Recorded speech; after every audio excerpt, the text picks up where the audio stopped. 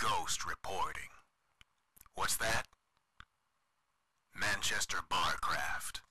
Got it. Hi, this is Sally Jackson, Bubblegum, and I'm reporting for 3v3 for Manchester Barcraft, and with me is Mr Dogbert, responsible for Team Dignitas, which is great. So I just wanted to ask you sort of like how it was going with the player search and sort of what made you decide to sort of organise that in the first place.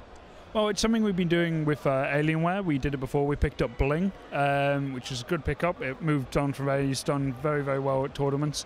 At this one, we start the qualifiers today.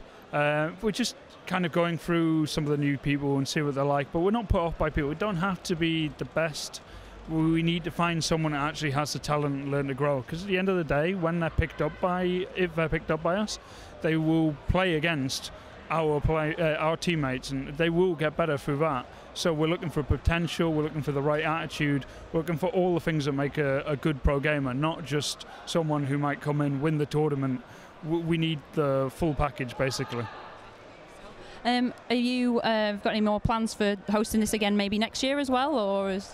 I would hope so. These are kind of things we'll sit down with sponsors and say, do you want to do this again?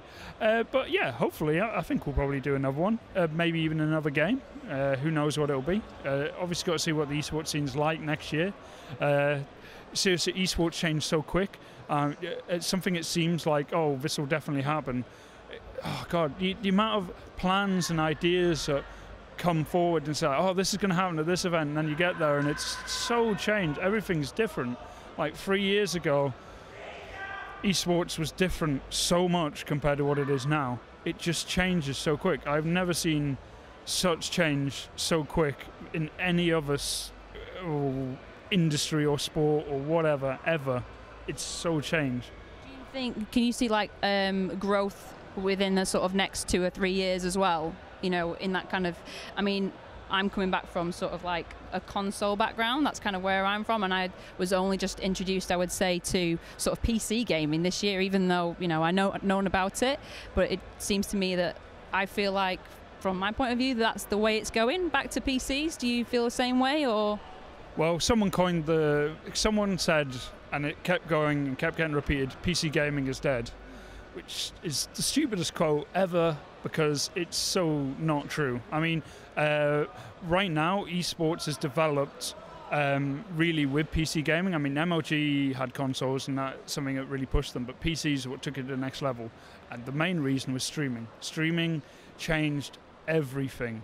The rule book was thrown out there when players could directly put their games out there and be watched by all their fans and make money through the ad revenue.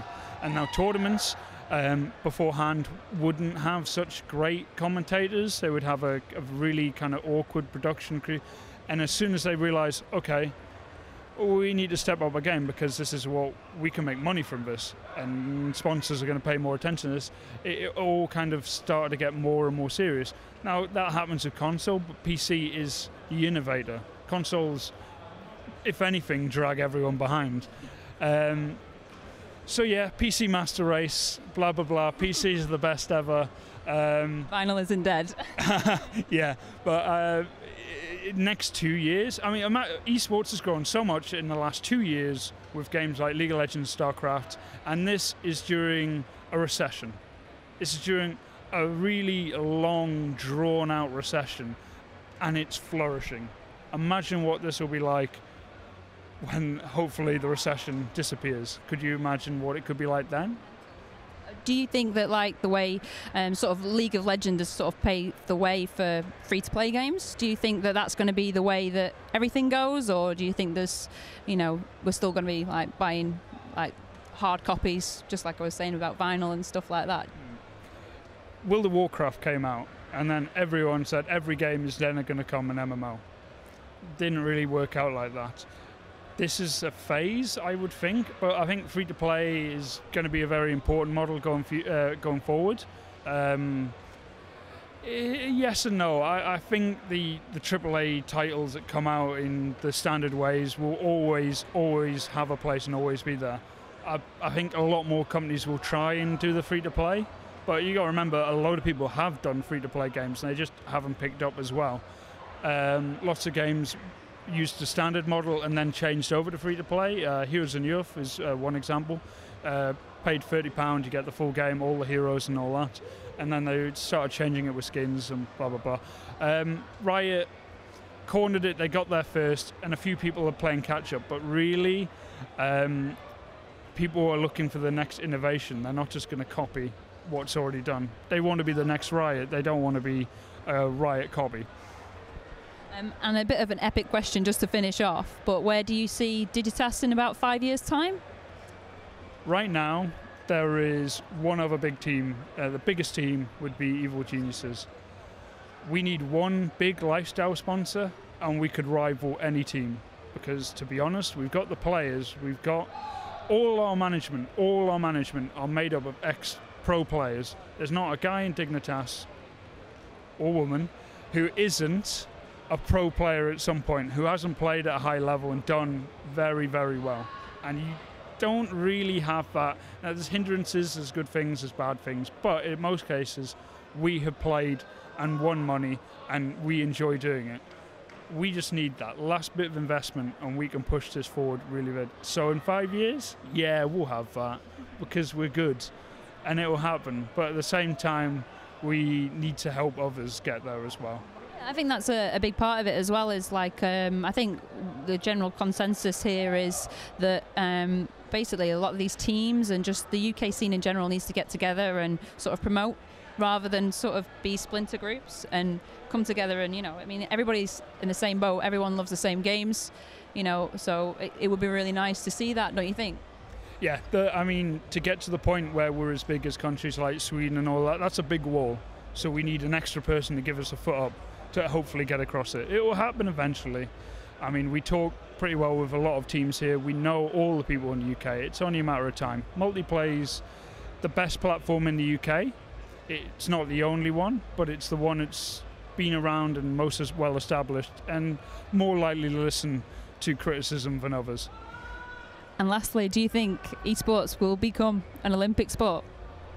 No, I don't think Olympic sport. Darts is. Really? Oh God. And that's just a lot of people drinking beer and throwing sharp spears at the wall. Yeah, maybe, but chess isn't. So, and it's the closest thing you've got to. Anyway, more importantly, could you imagine an athletics commission? They look at esports and be like, yeah, they're probably not the kind of people that I think the Greeks would model their. I'm trying to change that. That's out the window. Healthy. Well, just for an example, have you seen the food that's at offer at the IC? It's actually pretty good. I'll be honest. We've been in the canteen and there's some really nice sandwiches. And it's for the first time I was actually surprised, because I just thought it would be just. And don't get me wrong, there's a lot of pizza going around. But there is healthy options that are available, people. Really? I've only seen pizza. I've seen pizza, kebabs, pizza. 2 very large medium pizzas. It's pizzas everywhere. I have not seen any vegetarian options at all. Well, that's it for that, folks. So thank you for taking the time to subscribe. And if you've got any questions, just don't forget to like and Facebook subscribe. And just basically, just before we go, have you got any shout outs for any sponsors or anything? Yeah. I'd like to thank Alienware and Intel for helping us with the gamer search, and obviously Scania, Yama helping us with the monitors, Alienware with the PCs, and Twitch as well, helping us do a lot of streaming online. So yeah. Well, thank you very much for your time. Thanks, mate. Cheers. Bye. Thanks, guys.